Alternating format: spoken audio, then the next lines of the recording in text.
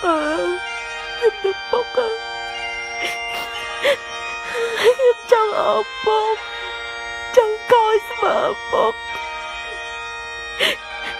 ចង់ប្រាប់រឿងគ្រប់យ៉ាងឲ្យពុកបានដឹងខ្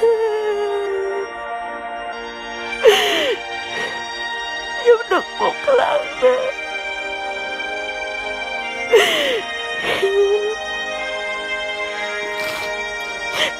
ខ្ញុំចង់អោបពុកខ្ញុំចង់ឲ្យពុកអោបខ្ញុំ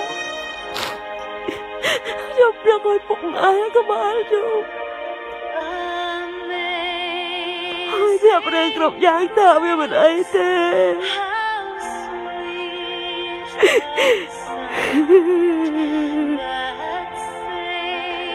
ខ្ញុំពិតជាឯកាណាពុកអើយពុក